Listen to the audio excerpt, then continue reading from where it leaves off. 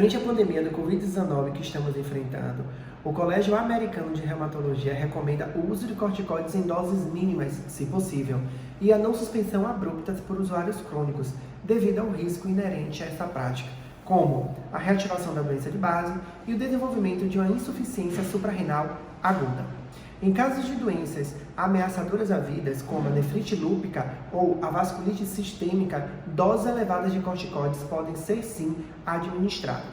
Quando a gente traz uma comparação do uso de corticoide em pacientes portadores de doenças adrenais e reumatológica, tudo se associa frente à resposta inflamatória desencadeada pelo vírus, uma vez ativando a cascata de coagulação, modificando e alterando o fluxo sanguíneo desse paciente, devido à tempestade citoquímica, o qual o processo inflamatório pode desencadear. E o corticoide vai agir impedindo, inibindo com que essa alteração possa vir a ocorrer, trazendo complicações e gravidades associadas à contaminação pelo Covid.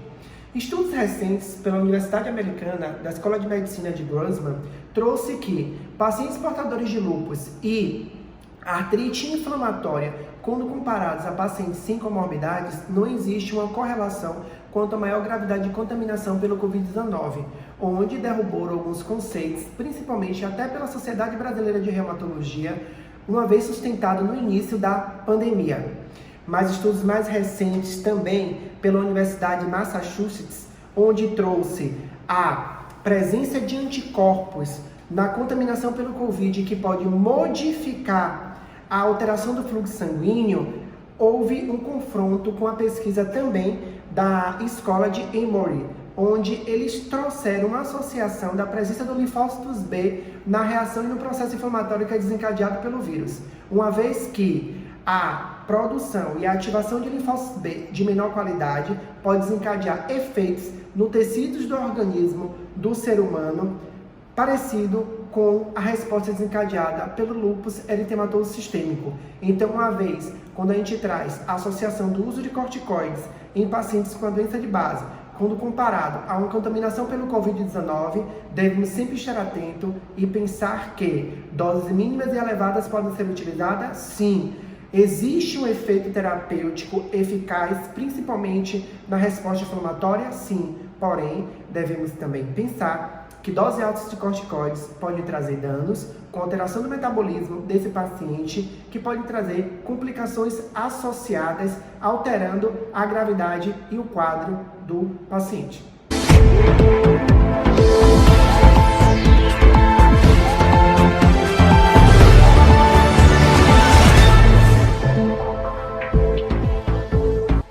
Paciente JMS, 52 anos, viúva, aposentada, portadora de lúpus eritematoso sistêmico, LES, tendo como principal hobby viajar.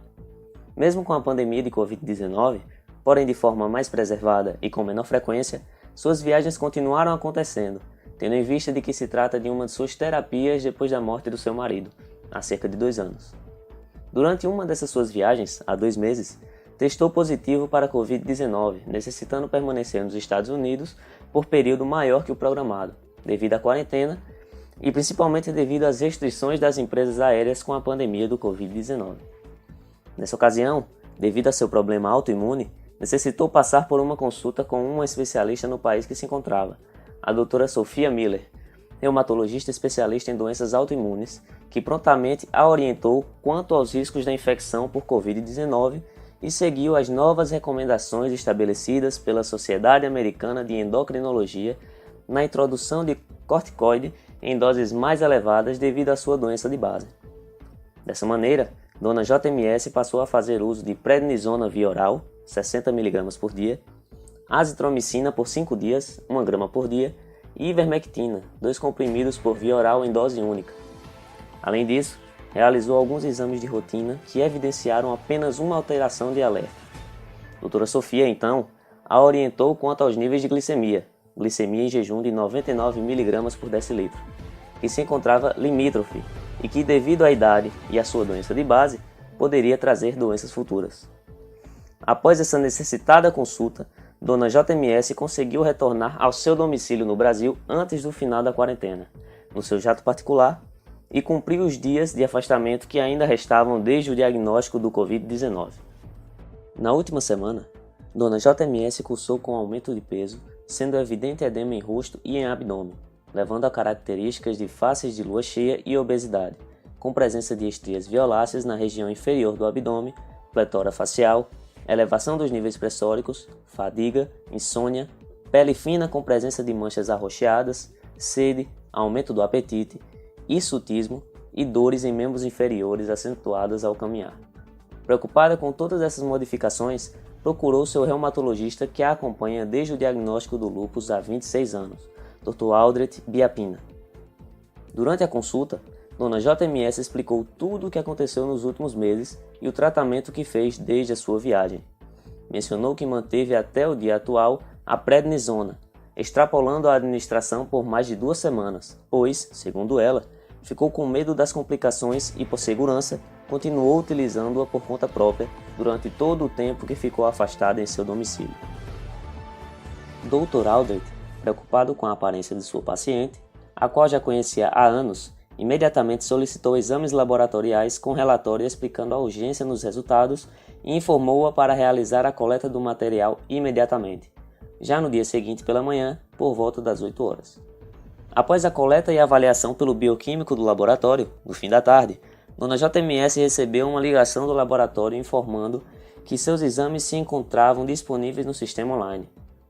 Os seguintes resultados foram obtidos: cortisolúria de 191,73 gramas por 24 horas, com valor de referência de 36 a 137 gramas por 24 horas, testosterona de 4,4 nanogramas por ml, com valor de referência 0,08 a 0,35 nanogramas por ml, androstenediona de 20 nanogramas por ml, com valor de referência 0,5 a 3,7 nanogramas por ml, sulfato de desidroepiandrosterona SHDA de 791,8 grama por decilitro, com valor de referência 35,4 a 256 gramas por decilitro, adrenocorticotrópico ACTH menor que 10 picogramas por ml, com valor de referência 10 a 52 picogramas por ml, cortisol salivar FSAL de 700 nanogramas por decilitro, com valor de referência inferior a 7,6 nanogramas por decilitro,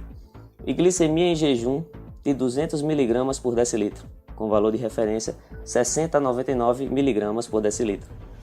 No dia seguinte, a senhora JMS compareceu ao consultório do Dr. Aldrich, com os resultados dos exames laboratoriais, para avaliação e possível diagnóstico do que estava acontecendo.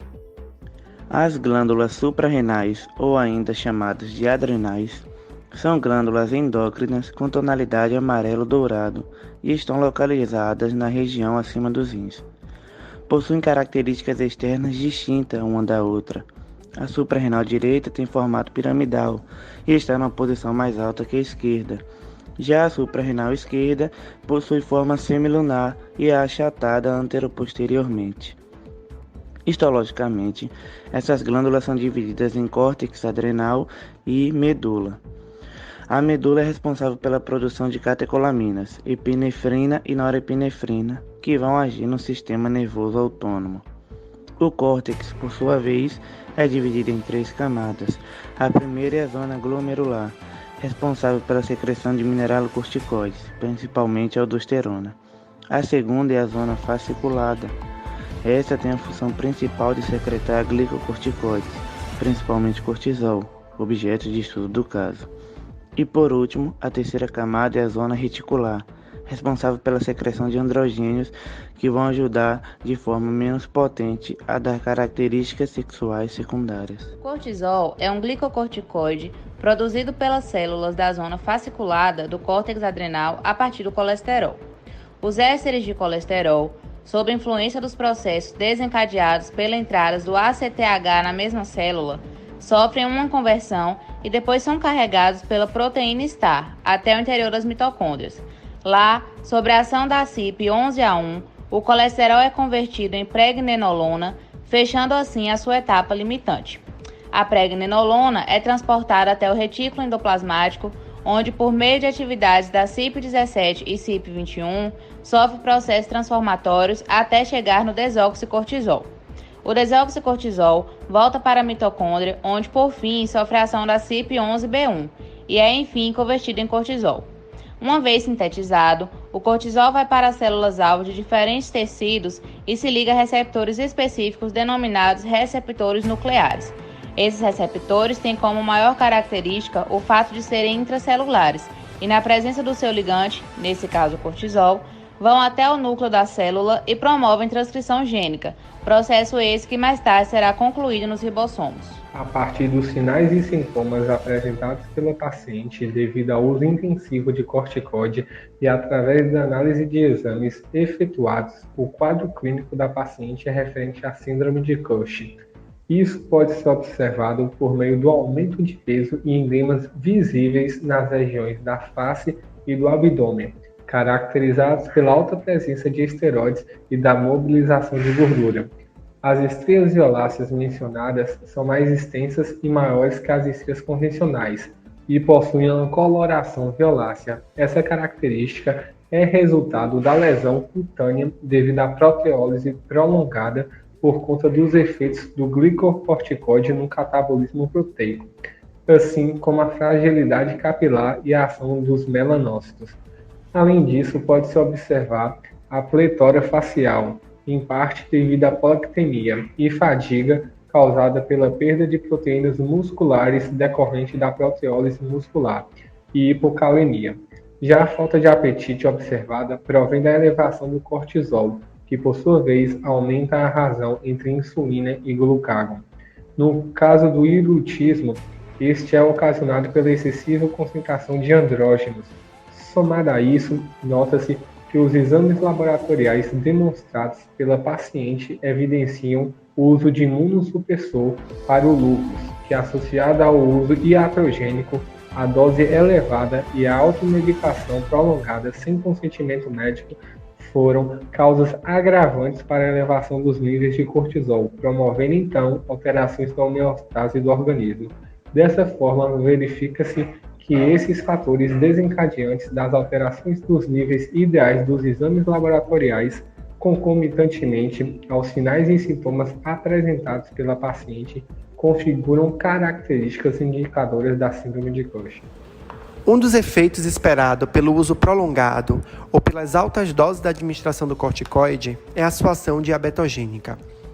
Altos níveis de glicocorticoides reduzem a utilização de glicose pelas células. A hipótese mais aceita acerca dessa redução é a de que os corticoides impedem a oxidação do NADH para a formação do NAD+, etapa necessária para a glicólise, que é a degradação da glicose. Com isso, a formação de triglicerídeos é dificultada, visto que o glicerol que vem da glicose é necessário para a formação desses triglicerídeos, resultando em uma maior mobilização de ácidos graxos.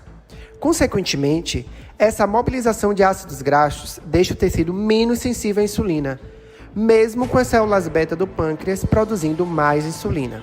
Válido ressaltar que essa maior produção se dá ainda em resposta à gliconeogênese estimulada pelo próprio cortisol, através da mobilização de aminoácidos e produção de enzimas para fazer a conversão final.